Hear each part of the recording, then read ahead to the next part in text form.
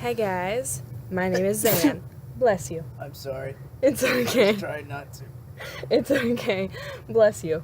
Hello guys, my name is Zan. That is Joseph over there that just sneezed. Sorry. So I did a bunch of videos kind of back to back on my schizophrenia stuff. So I'm going to be continuing that today. So in this video, I'm going to be talking about some of my other symptoms that come with my schizophrenia besides my hallucinations and stuff.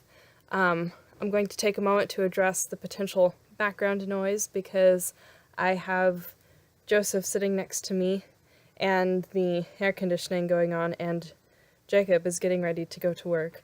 So there's some stuff going on around me. So it might not be as quiet as my previous videos. So I do apologize for that in advance.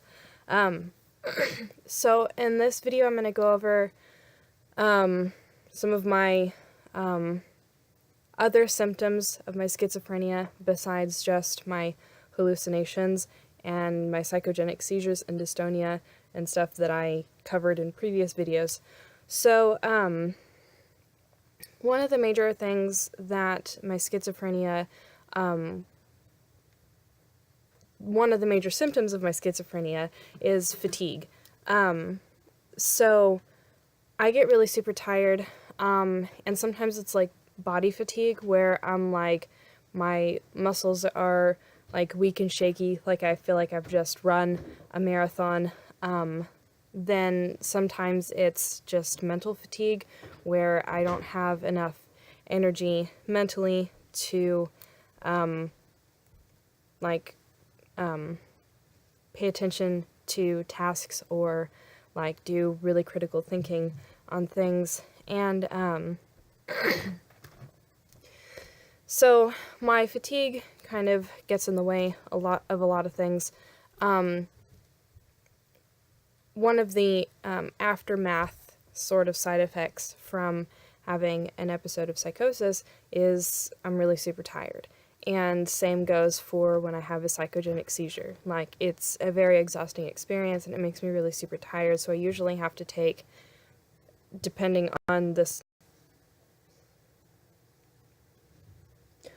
My camera just glitched. I'm not sure what that was. I'm not sure if it's going to show up on the actual video. And if it does, I apologize, but I'm not starting over. So, depending on the severity of the episode that I've had, whether it's schizophrenia or a psychogenic seizure or dystonia, makes me really super tired, so I have to take either half a day or a couple of days even potentially to kind of rest and relax and kind of rejuvenate and get some of that energy back. Let me think. I sometimes have problems with executive function. So what that means is my brain knows that I have to, say, go take a shower. Or my brain knows that I have to get up and get dressed to go to school. But executive dysfunction is where you don't know all of the proper steps, or logically you do know those proper steps, but it's difficult to follow those proper steps in order to get up. So when I'm having executive dysfunction, my brain goes, I have to take a shower. But then I'm like, oh no, how do I actually do that? Or I have to get dressed. And I'm like, oh no, how do I actually do that? And I don't go through, in my brain, I don't process like, okay, so I have to get up out of bed and I have to walk over to my closet and I have to pick out a shirt and I have to pick out pants and then I have to actually put the shirt on and then I have to actually put the pants on. And sometimes it even goes further to like I have to like put one leg through pant leg and then put the other leg through the other pant leg and then pull my pants the rest of the way up. So I experience executive dysfunction in a varying degree of ranges. Some days it's really super bad where I don't know if I'm getting up out of bed, I don't know to first roll onto my side and then throw the covers off and then get up onto my elbow and then get up into a sitting position and then swing my legs over to the side of the bed and then actually stand up and take steps forward. Those instances of really bad executive dysfunction happen when I'm really super tired. I've just had a really bad psychotic episode, and I don't have enough mental energy to process all of those things properly, which sometimes gets in the way of if I get up in the morning to go to school and I have to leave by a certain time in order to not be late to class. That is a challenge sometimes. Besides executive dysfunction, I can't recall if I mentioned this in a previous video. I went through some of my previous videos and kind of skimmed through them to remind myself of what all I had talked about and what I didn't talk about, and I don't recall ever mentioning my anxiety and depression, so I will go over those now. I have had anxiety for a very long time. I've struggled with anxiety since I can remember, but it's been especially worse since my parents divorced.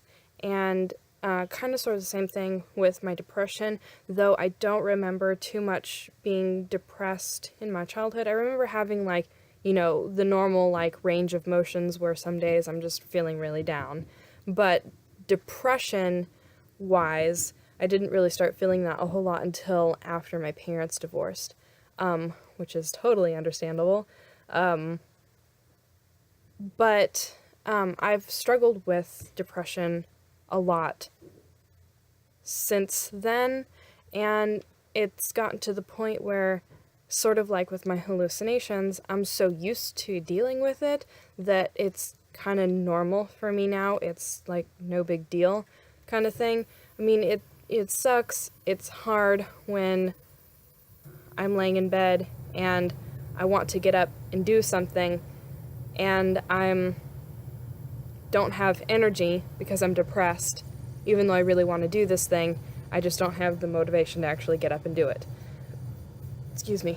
And sometimes that gets in the way of a lot of things, actually. If I'm going through a really severe depression, I barely find it within myself to brush my teeth or brush my hair. So depression is something I've always struggled with for a really long time, but that has a tendency to get worse sometimes with mental illness in general, but there's a type of schizophrenia called schizoaffective disorder, which is all of the same symptoms of schizophrenia plus mood disorder symptoms. And I mentioned in a previous video that my diagnosis was somewhat up for debate a little bit, because I am getting established with a new psychologist who is going to be going through psychological testing and things like that with me again, because my previous psychologist wasn't great and wasn't consistent. So that's one of the avenues that my new psychologist wants to explore, is the possibility that I may have schizoaffective because of the severity of my depression. Fun fact for you, before I was diagnosed with schizophrenia, before the beginning of 2017, when all of my physical symptoms started hitting, I was actually diagnosed with bipolar type 2. And some of the things that I experienced, some of the things that I understood back then as being part of bipolar type 2, some of those things haven't gone away or haven't either improved or haven't been understood in a different light, considering my new diagnosis. So that's something that my new psychologist is wanting to look at as a possibility, that I may have schizoaffective instead of schizophrenia. So I have the mood disorder. So I talked about fatigue, I talked about executive dysfunction, I talked about my depression, anxiety.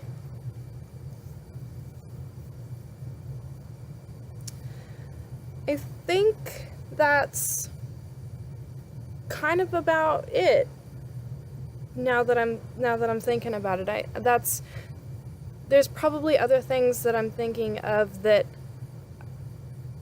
I'm overlooking, so I'll have to do some thinking about that and see if I need to do perhaps another shorter video to cover something that I may have missed. But that's kind of the meat and potatoes of, what's going on with me and my disabilities and stuff. In the next couple of videos, I'll take some time to talk about my assistive devices. So I'll talk about when and where and why and how I use those things, and I'll talk about, I don't know. I'll talk about some stuff. I'll figure it out. I'm probably going to end up continuing recording, so the next video I do, you'll see me just like this in all of my prettied up glory. So I will see you guys in the next video.